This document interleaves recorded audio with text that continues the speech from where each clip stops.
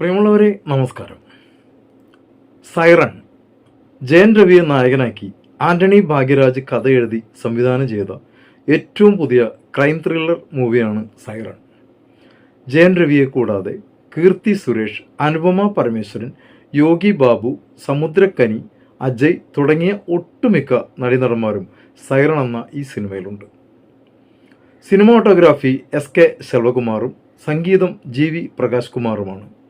Home movie മേക്കേഴ്സിൻ്റെ ബാനറിൽ സുജാത വിജയകുമാറും അനുഷ വിജയകുമാറും ചേർന്നാണ് siren എന്ന സിനിമ നിർമ്മിച്ചിരിക്കുന്നത്. ഇനി ഈ സിനിമയെക്കുറിച്ച് പറയുകയാണെങ്കിൽ ഒരു ആവറേജ് ക്രൈം ത്രില്ലർ മൂവി. ഇതുപോലെയുള്ള ഒത്തിരി സിനിമകൾ തമിഴിലും മലയാളത്തിലും ഇതിനു മുമ്പ് വന്നുപോയിട്ടുണ്ട്. തുടക്കത്തിൽ തന്നെ വില്ലൻ സമുദ്രകനിയാണെന്ന് നമുക്ക് മനസ്സിലാകും. സ്വന്തം ഭാര്യയെ കൊന്ന കുറ്റത്തിന് ജയിൽ ശിക്ഷയ്ക്ക് വിധിക്കപ്പെട്ട ഒരാളാണ് നായകൻ. ഒരുപാട് വർഷങ്ങൾക്ക് ശേഷം നായകൻ പരോളിൽ വെളിയിൽ വരുന്നു. സ്വന്തം മകൾ പോലും തള്ളിപ്പറയുന്ന കൊലപാതകിയായ ഒരു അച്ഛൻ. എന്നാൽ ആ കൊലപാതകം ചെയ്യുന്നത് മറ്റൊരാളാണ് എന്നും അതാരാണ് ആ കൊലപാതകം ചെയ്തതെന്നും സിനിമയുടെ ആദ്യ പകുതിയിൽ തന്നെ നമുക്ക് മനസ്സിലാകും. ജയൻ രവിയുടെ ഒരു ഫ്ലാഷ് ബാക്കും പ്രസന്റ് സീനുകളും പരോളുകളുമാണ് സിനിമയെ മുന്നോട്ട് കൊണ്ടുപോകുന്നത്. അച്ഛൻ മകൾ സ്നേഹബന്ധത്തിന് ഒത്തിരി പ്രാധാന്യം കൊടുത്തിട്ടുണ്ട് ഈ സിനിമയിൽ. ഫൈറ്റെല്ലാം അടിപൊളി തന്നെ. വേറെ വേറെ സ്റ്റൈലുകളിൽ വേറെ വേറെ സ്ഥലങ്ങളിലും രസകരമായ ഫൈറ്റ് സീനുകൾ.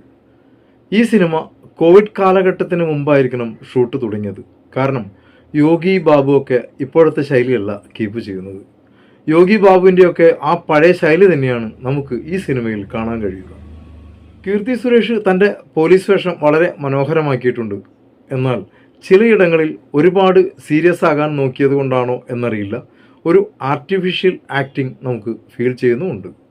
സെക്കൻഡ് ഹാഫിൽ എന്തൊക്കെയാണ് സംഭവിക്കാൻ പോകുന്നതെന്ന് പ്രേക്ഷകർക്ക് പ്രഡിക്റ്റബിൾ ആണെങ്കിലും അത്യാവശ്യം കുടുംബസമേതം കാണാൻ കൊള്ളാവുന്ന ഒരു ആവറേജ് സിനിമ തന്നെയാണ് സൈറൺ.